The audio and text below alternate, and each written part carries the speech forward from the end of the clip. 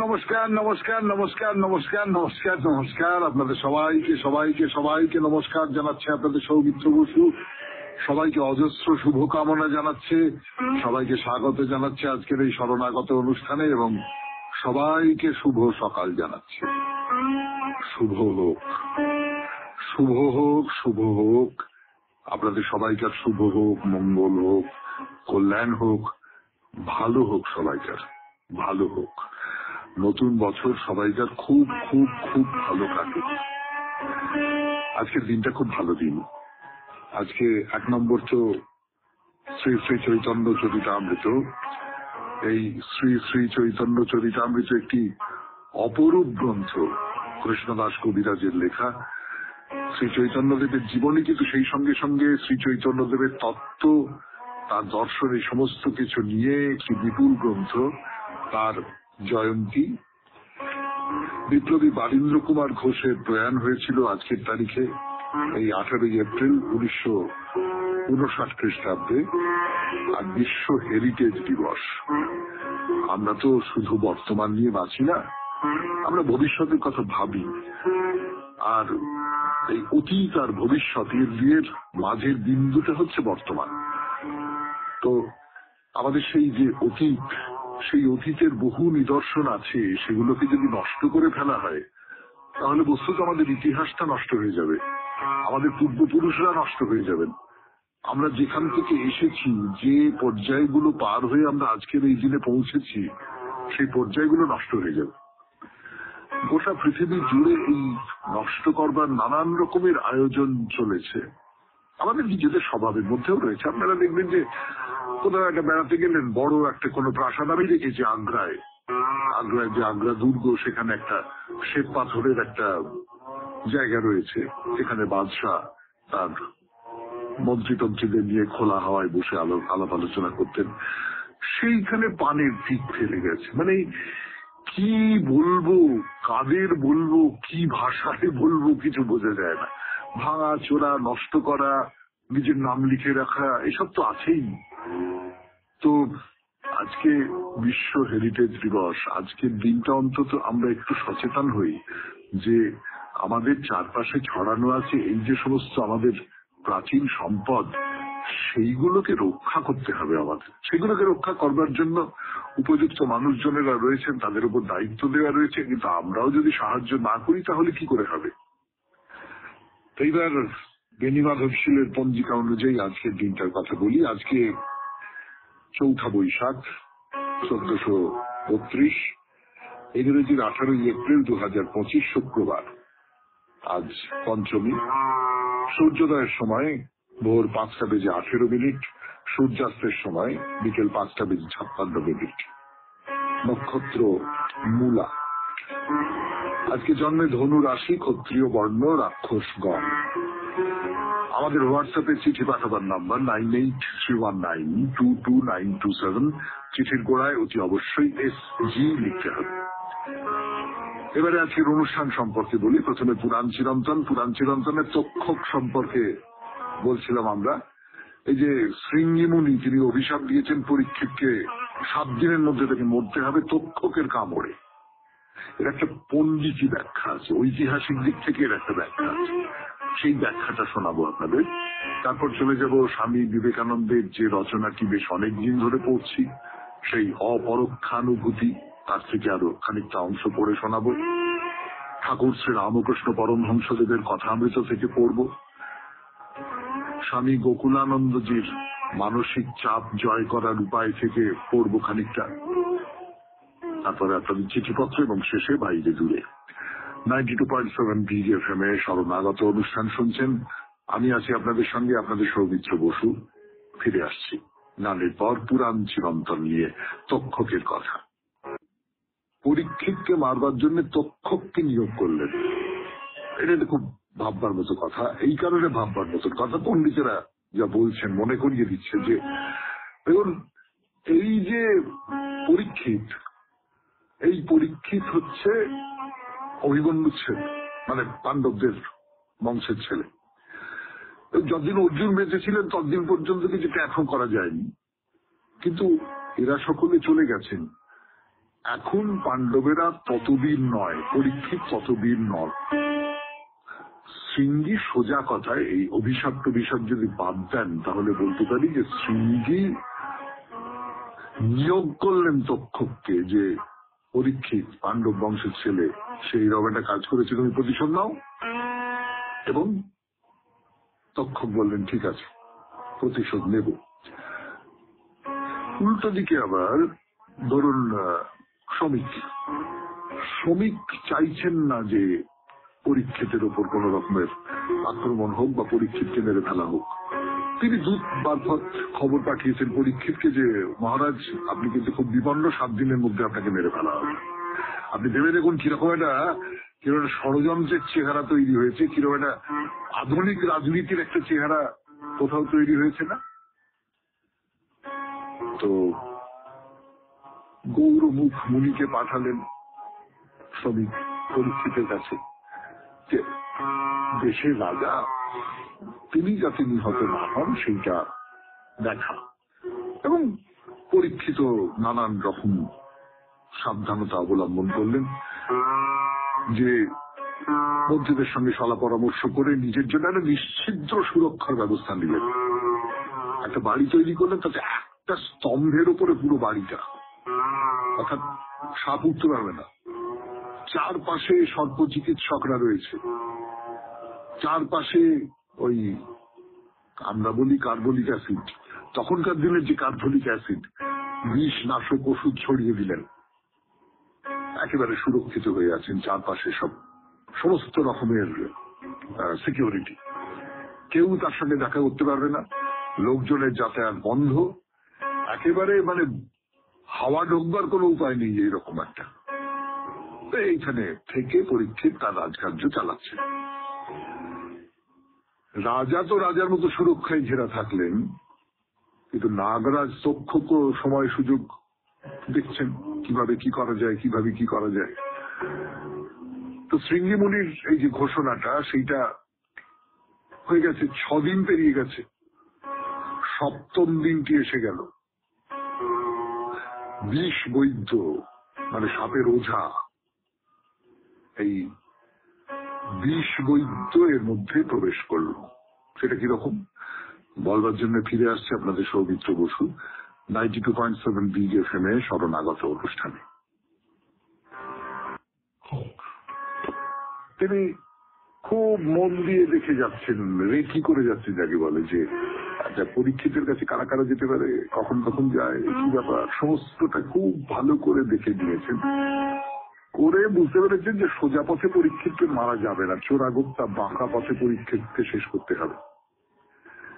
তো মহাভারতে বলা হচ্ছে যে তক্ষক লোকমুখে শুনেছেন অনেক লোক ওই বিষ হরণ করবার মন্ত্রে পরীক্ষিতকে রক্ষা করে চলেছে, জোরদার পাহারা আছে।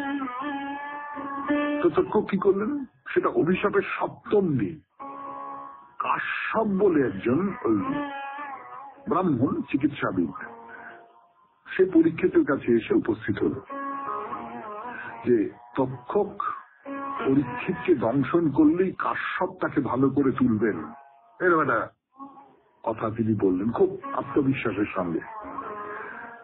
আর তক্ষকও বৃদ্ধ ব্রাহ্মণের ছদ্মবেশে কাশ্যপের সামনে আবির্ভূত হলেন। কাশ্যপকে বললেন যে তুমি কেন যেতে চাইছ? কাশ্যপ বললেন যে এই কারণে। তখন তক্ষক ছদ্মবেশ ত্যাগ করে ব্রাহ্মণকে বললেন, আমার বিষের তেজে অচিরেই পরীক্ষিত দগ্ধ হয়ে যাবে, সেই বিষ প্রশমনের ক্ষমতা তোমার নেই, সুতরাং তুমি ফিরে যাও। তারপরে কি হলো শুনলেন পুরাণ চিরন্তন 92.7 বিগ FM এ শরণাগত অনুষ্ঠানে। গানের পর স্বামী বিবেকানন্দের রচনা থেকে পাঠ, অপরোক্ষানুভূতি। আমি আছি আপনাদের সঙ্গে, আপনাদের সৌমিত্র বসু। পরোক্ষানুভূতি স্বামী বিবেকানন্দের রচনা থেকে পড়ে শোনাচ্ছি আপনাদের 92.7 বিগ FM এ শরণাগত অনুষ্ঠানে। যতটা পড়েছিলাম তারপর থেকে পড়ি।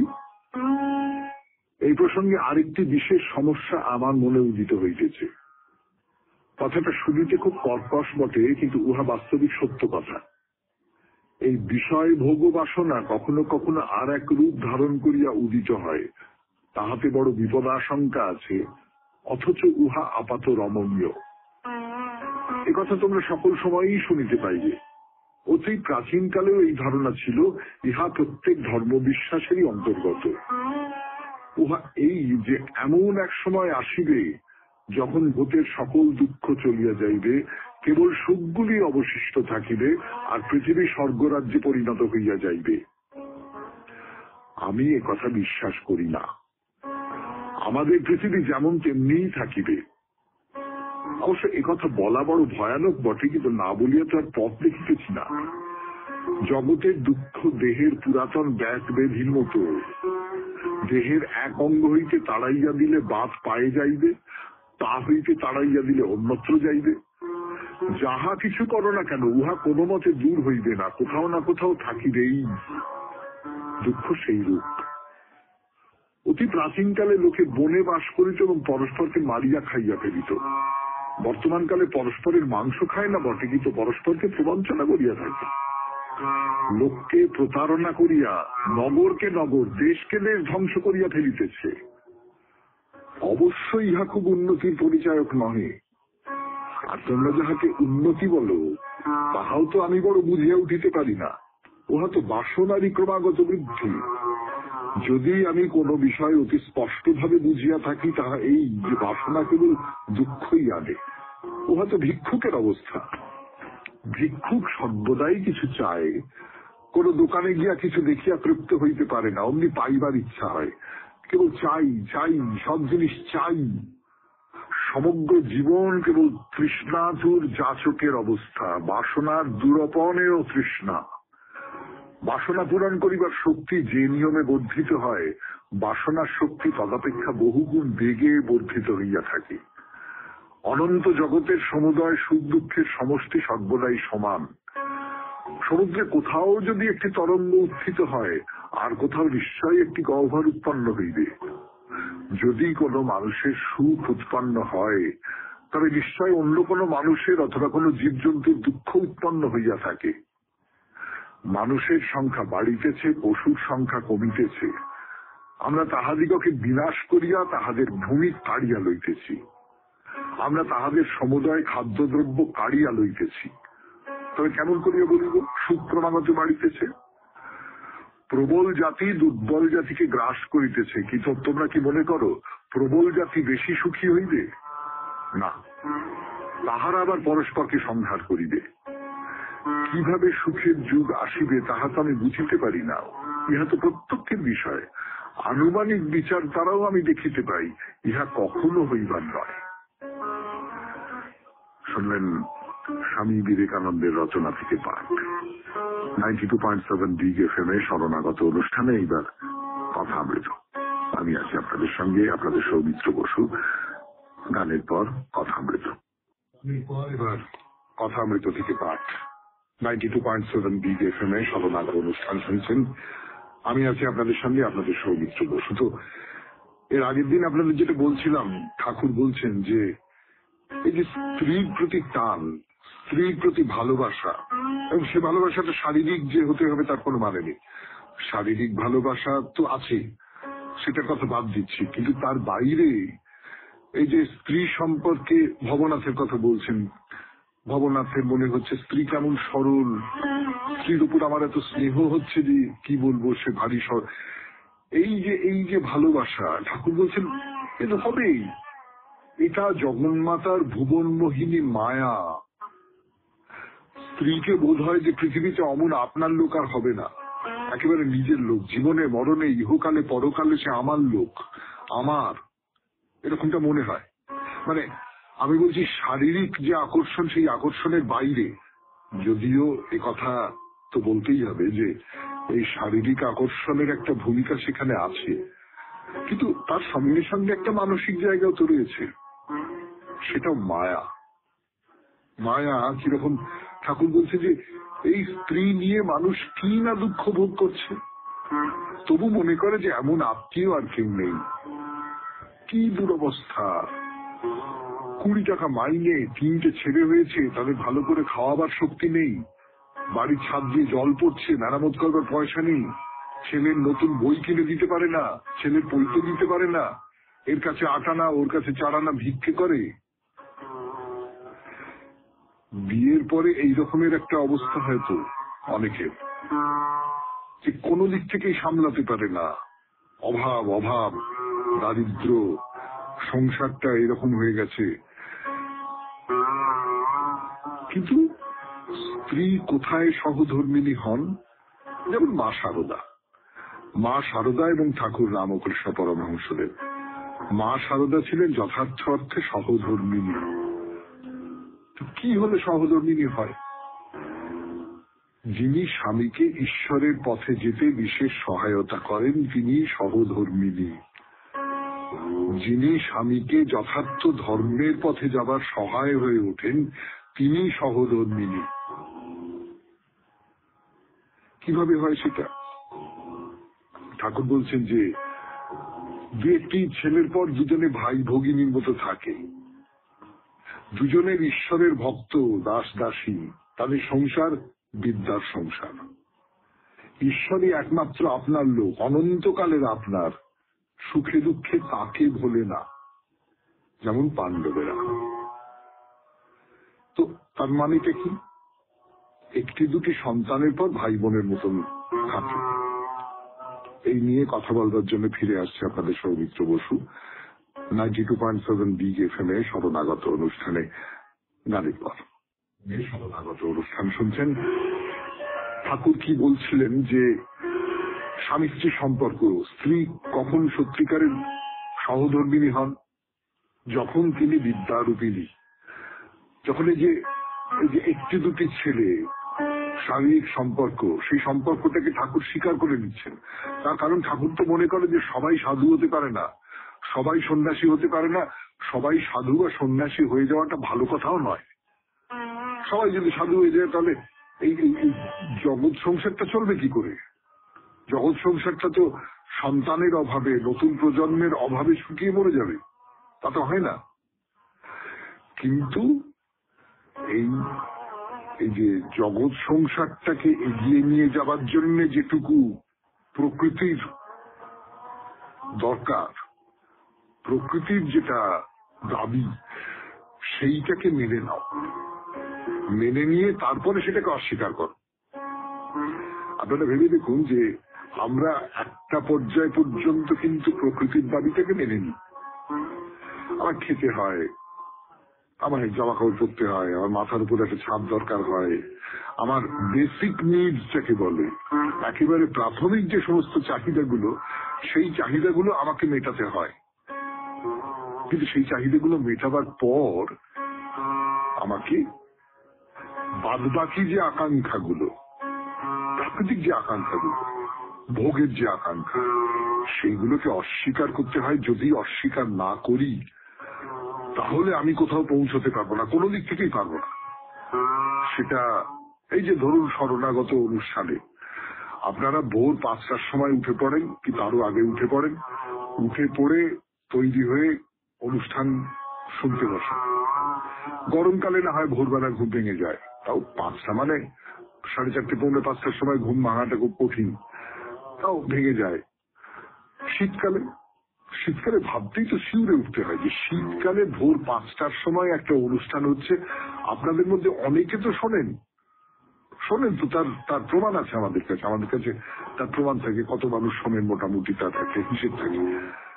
তো এই মানুষেরা তো তাহলে শরীরের যে দাবি, প্রকৃতির যে দাবি, সেইটাকে অস্বীকার করেন, অস্বীকার করে ওই ভোরবেলা উঠে শরণাগত শোনেন। আমি এটা একটা উদাহরণ হিসেবে বলছি। কেন শোনেন?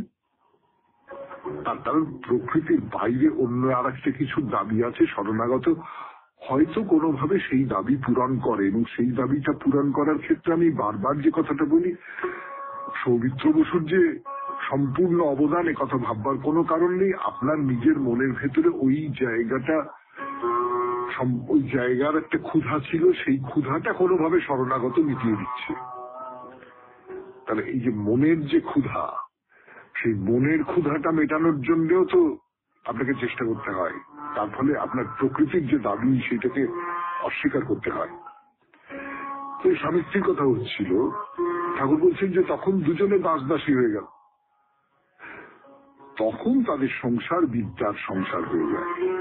যেটা আর কিছু না, ঈশ্বরকেই একমাত্র তার দিকেই তাকিয়ে থাকবো, তিনিই একমাত্র আমার আপনার লোক, আর কেউ না, কিচ্ছু না, স্বামী স্ত্রী না, ভাই বোন না, বাবা মা না, কোনো কিছু না, একটা পর্যায়ের পর একমাত্র ঈশ্বর। শুনলেন কথামৃত থেকে পাঠ, 92.7 বিগ এফএম-এ শরণাগত অনুষ্ঠান। গানের পর মানসিক চাপ জয় করবার উপায় নিয়ে স্বামী গোকুলানন্দের রচনা থেকে পাঠ। আমি আছি আপনাদের সঙ্গে, আপনাদের সৌমিত্র বসু। গানের পর 92.7 বিগ এফএম-এ শরণাগত অনুষ্ঠান শুনছেন। মানসিক চাপ জয় করার উপায় নিয়ে স্বামী গোকুলানন্দের রচনা থেকে পড়ে শোনাচ্ছি আপনাদের। এর আগের দিন যেটা খুব চমৎকার একটা ঘটনার কথা বলেছিলেন স্বামী গোকুলানন্দ, বলেছিলেন যে এক ব্রহ্মচারী সন্ন্যাসী, তিনি খুব হতাশায় ভুগছেন। তো একজনের কাছে গেলেন, গিয়ে বললেন যে আমি খুব হতাশায় ভুগছি।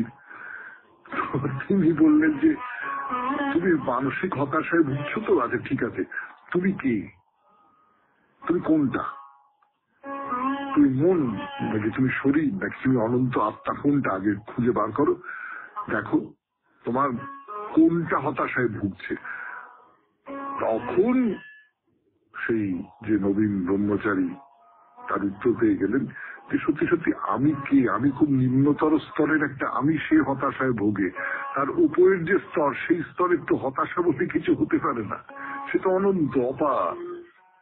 এরপর থেকে পড়ে শোনাই। বস্তুতপক্ষে ওই ব্রহ্মচারীকে প্রবীণ সাধু যে উপদেশ দিলেন তা তো মানসিক চাপে বা অবসাদে ভোগা সকলের ক্ষেত্রেই প্রযোজ্য। উপদেশটি হলো, যতক্ষণ অসম্পূর্ণ ধারণার বশে আমরা এই দেহ মনকেই সত্যি বলে মনে করি, ততক্ষণই আমাদের কষ্ট ভোগ। এই অবাস্তব মনটিকে কেন আমরা বাস্তব বলে মনে করব? যদি আপনি বিশ্বাস করেন যে আত্মাই হলো একমাত্র সত্য এবং আপনি স্বয়ং সেই আত্মা, তবে তো কোনো সমস্যাই নেই। সৌভাগ্যবশত ওই ব্রহ্মচারী খুব তাড়াতাড়ি এই সত্যটি বুঝতে পেরেছিলেন। প্রবীণ সাধুর সঙ্গে কথা বলে যখন ফিরে এলেন, তখন মনে তার মহাপ্রসন্নতা। তিনি উপলব্ধি করলেন যে তার সত্য সত্তাকে অবাস্তবতার ছায়ায় আচ্ছন্ন করাই তার ভুল হয়েছিল। ওই ব্রহ্মচারীর এবং ওই একই সমস্যায় ভোগা সকলেরই সমাধান হলো আমাদের সত্য স্বরূপ সম্পর্কে সচেতন হওয়া। মানসিক চাপের হাত থেকে মুক্তির পথ খুঁজতে আমাদের সচেতন হওয়া দরকার মনুষ্য মনের কার্যধারা সম্পর্কে। পতঞ্জলি প্রমুখ হিন্দু মনস্তত্ত্ববিদরা বলেন, মনের 5টি অবস্থা রয়েছে।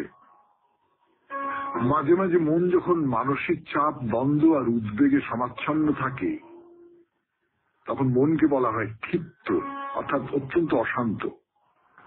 কখনো তা হতে পারে মূঢ়, অর্থাৎ জড়। মানসিক চাপের প্রকোপে ধোঁতা ও জ্বর প্রায় মানুষ আমরা আচ্ছাদ দেখতে পাই।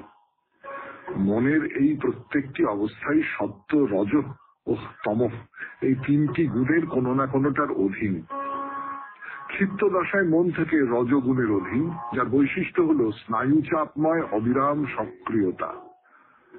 মনের মূঢ় অবস্থা তমগুণের অধীনে, যখন মন হয় নিম্নগামী, কাম, ক্রোধ ইত্যাদি দুষ্ট রিপুর অভিমুখে। পতঞ্জলি এক 3য় দশার কথাও বলেছেন, যাকে বলি বিক্ষিপ্ত। এমন এক দশা যার প্রভাবে মন মাঝে মাঝে আংশিক নিবিষ্টতা অর্জনে সক্ষম হয়। এই সমস্ত অবস্থার মাঝামাঝি একটা অবস্থাও আছে যা অর্জন করা সম্ভব। সেই মাঝামাঝি অবস্থার কথা আজকে আর নয়, আগামীকাল 92.7 বিগ এফএম-এ শরণাগত অনুষ্ঠানে। এখন গান, গানের পর আপনাদের চিঠিপত্র। আজকে চিঠিটি লিখেছেন সত্যহরি ভট্টাচার্য, উত্তর বাগসারা, সাঁতরাগাছি, হাওড়া থেকে। 92.7 বিগ এফএম-এ শরণাগত অনুষ্ঠানে সত্যহরি ভট্টাচার্যের চিঠি। SG শরণাগত শ্রদ্ধেয় সৌমিত্র বাবু, কিছুদিন আগে সর্বভারতীয় প্রাচ্যবিদ্যা একাডেমির অধ্যক্ষ শ্রদ্ধেয় ডক্টর জয়ন্ত কুশারী মহাশয়ের যুগাব্দা নিয়ে আলোচনা শুনলাম। উনি বলেছেন 4টি যুগের কথা, যা আমরা অনেকেই জানি: সত্য, ত্রেতা, দ্বাপর, কলি। এক একটা যুগের ব্যাখ্যা করেছেন। সত্য যুগ শুরু হয়েছিল বৈশাখ মাসের শুক্লপক্ষের অক্ষয় তৃতীয়ার দিন থেকে। এখানে মানুষের 4 ভাগ পুণ্য, সবাই আনন্দে থাকত এবং নৈমিষারণ্য। বেদ ছিল শাম, অবতার মৎস্য, কুর্ম, বরাহ, নৃসিংহ। এই যুগে রাজারা হলেন মান্ধাতা, পুরুরবা, ধুমধুমার, কার্তবীর্য। 4 ভাগ পুণ্য। তীর্থ পুষ্কর। তারক ব্রহ্ম নাম নারায়ণ পরাবেদা, নারায়ণ পরাক্ষরা, নারায়ণ পরা মুক্তি, নারায়ণ পরাগতি। বেদ সামবেদ। আবার ত্রেতা যুগের সূচনা কার্তিক মাসের শুক্লপক্ষের নবমী তিথিতে আমাদের এখন জগদ্ধাত্রী পুজো অনুষ্ঠিত হয়। বেদ ঋক। 3 ভাগ পুণ্য, 1 ভাগ পাপ। অবতার বামন, পরশুরাম, দাশরথী, রাম। রাজা ছিলেন হরিশ্চন্দ্র, রাম অবতার, এবং রাজা ইক্ষ্বাকু, দিলীপ, ভগীরথ, সগর রাজা, লবকুশ। এনারাও ছিলেন নৈমিষারণ্য। যজ্ঞের উপর ভরসা ছিল। তারক ব্রহ্ম নাম রামনারায়ণ, মুকুন্দ, মধুসূদন, কৃষ্ণ, কেশব, কংসারে, হরে বৈকুণ্ঠ রাম। এরপর দাপর। উৎপত্তি ভাদ্র মাসের কৃষ্ণপক্ষের ত্রয়োদশী তিথিতে। এখানে অবতার বলা হচ্ছে বলরাম, বুদ্ধ। কৃষ্ণ অবতার নন, পরিপূর্ণ দেবতা। পুণ্যক্ষেত্র কুরুক্ষেত্র। রাজা কংস অত্যাচারী। পুণ্য অর্ধ, পাপ অর্ধ। তারক ব্রহ্ম নাম হরে মুরারে, মধুকৈট ভুভারে, গোপাল গোবিন্দ মুকুন্দ সারে। আর কলিযুগে 3 ভাগ পাপ, 1 ভাগ পুণ্য। যজুর্বেদ। মাঘী পূর্ণিমায় শুক্রবার সৃষ্টি। অবতার আসেনি। শ্রী চৈতন্য মহাপ্রভু রামকৃষ্ণ পরমহংসদেব নাম করতে বলেছেন। তারক ব্রহ্ম নাম হরে কৃষ্ণ রাম রাম হরে হরে। রামকৃষ্ণদেব আরো বলেছেন, যত্র জীব তত্র শিব। আমার একটাই উদ্দেশ্য, আপনার মাধ্যমে সকল শ্রোতা বন্ধুদের শোনানো। আর একটা পরামর্শ দিতে চাই, কথামৃত শেষ হলে রামায়ণ পাঠ শুরু করলে ভালো হয়। এটা সম্পূর্ণ আপনার উপর ছাড়তে চাই। মনে হলে এটা পাঠ করবেন। বিনীত, সত্যহরি ভট্টাচার্য, উত্তর বাগসাড়া, সাঁতরাগাছি, হাওড়া। খুব জরুরি একটা চিঠি এবং খুবই, যাকে বলবো, জানবার মতন একটা চিঠি। আপনি খুব নিরপেক্ষভাবে জয়ন্তবাবু যে কথাগুলো বলেছেন সেই কথাগুলো আমাদের জানিয়েছেন এবং তারপরে একটা পরামর্শ দিয়েছেন কি পাঠ করব কথামৃতের পরে, তাই নিয়ে আপনাকে অনেক ধন্যবাদ। এরপর বাইরে দূরে 92.7 বিগ FM এ শরণাগত অনুষ্ঠান শুনছেন। আমি আছি আপনাদের সঙ্গে, আপনাদের সৌমিত্র বসু। গণেশজিকে দর্শন করা হলো। আগেই বলেছি আপনাদের যে মহাকাল মন্দিরে অনেকটা জায়গা ছড়ানো এই মন্দির। মূল মহাকাল মন্দিরে পৌঁছতে আমাদের আরো সময় লাগবে। পথে আরো দেবতার দর্শন হবে আমাদের। তো যেটা বলছিলাম সেটা হচ্ছে যে অনেক অনেক মন্দির আছে, ছোট ছোট ছোট ছোট নানান রকমের মন্দির আছে। গণেশজির মন্দিরের কথা যেমন বললাম, সেটা একেবারে গাছতলাতেই আছে। গাছতলাতেই একটা ছবি রেখে দেওয়া হয়েছে, সেটাই গণেশজির মন্দির এবং সেখানে পুজো আর্চা করা হয়, মানুষজন আসেন। এখানকার প্রথা মতো গাছের গায়ে মন্ত্র লেখা পতাকা বেঁধে দিয়ে চলে যান, ইত্যাদি ইত্যাদি ইত্যাদি ইত্যাদি, এগুলো তো রয়েছে। তো যাই হোক, গণেশজির মন্দির দর্শন করা হলো। এবার চলুন আবার রাস্তা ধরে আমরা এগিয়ে যাচ্ছি। এই গণেশজির মন্দির থেকে একটু ডান দিকে বেঁকে আমাদের যেতে হবে। বেশ অনেকখানি রাস্তা। চমৎকার লাগবে কিন্তু আপনার, মানে কি হয় বলুন তো, রাস্তাটা একটু সাজানো, এটা ঘটনা। মানে আমরা অনেকগুলো জায়গায় গেছি, তো নানান জায়গায় গেছি এই তীর্থযাত্রা করবার জন্য। তো সেখানে অনেক সময়ই দেখেছি যে রাস্তা খুব ঠিক করে দেওয়া আছে, তীর্থযাত্রীদের জন্য রাস্তা ঠিক করে দেওয়া রয়েছে। সেই ঠিক করে দেওয়ার নানান রকম ধরন আছে। এটা হলো মোটামুটি একটা রাস্তা করে দেওয়া। আর একটা হচ্ছে যে খানিকটা রাস্তা করে দেওয়া হয় যে কোনো মন্দিরে যাবার পথে, কিন্তু সুন্দর বাঁধানো, মাথার উপরে ছাদ, এইরকম করে করে দেওয়া। এখানেও খুব সুন্দর করে রাস্তাটা সাজিয়ে রাখা হয়েছে আর কি, যারা যাচ্ছেন তাদের যেতে যেন কোনো অসুবিধে না হয় এইটা মাথায় রেখে রাস্তাটা করা। ক্রমশ আরো সুন্দর হবে সেটার কথা তো ক্রমশ প্রকাশ্য। এবং এই রাস্তাটা ধরুন নানান রকম রঙের পাথর দিয়ে বাঁধানো। এইটা তীর্থযাত্রার ক্ষেত্রে প্রায় পাওয়াই যায় না, যে রাস্তাটা, পথটা যার উপর দিয়ে আপনি যাচ্ছেন সেইটা নানান রঙের পাথর দিয়ে বাঁধানো আছে, দুপাশে গাছপালা, আর দূরে দেখা যাচ্ছে মহাকাল মন্দিরের তোরণ, সেও নানান রঙে রাঙানো, নানান রঙের পতাকা উঠছে, সুন্দর একটা রঙিন ঝলমলে তোরণ। সবটা মিলে একটা পার্ক পার্ক ভাব লাগে। কিন্তু হ্যাঁ, মানে এটা বলাটা আমার উচিত হলো কিনা জানি না, আমি কিন্তু কোন রকম অশ্রদ্ধা প্রকাশ করবার জন্য এই কথাটা বলছি না, কিন্তু সত্যি সত্যি এটা পার্ক পার্ক ভাব। কিন্তু সব পার্ক তো নয়, খুব বিখ্যাত মন্দির। চলুন আরেকটা মন্দিরের দিকে যাওয়া যাক। একটা লাল রঙের মন্দির, সেই মন্দিরে ঢোকবার আগে লাল দেওয়াল, লাল সিঁড়ি, এইসব পার হয়ে আপনাকে যেতে হবে। তোলাফেলুর গেটের ভেতরে গর্ভগৃহ। কার মন্দির? যোদ্ধা বেশে রামচন্দ্র দাঁড়িয়ে আছেন, তার পিঠে তুলির, তাতে প্রচুর তীর রয়েছে, ধনুক কোলে নিয়ে তিনি বসে আছেন।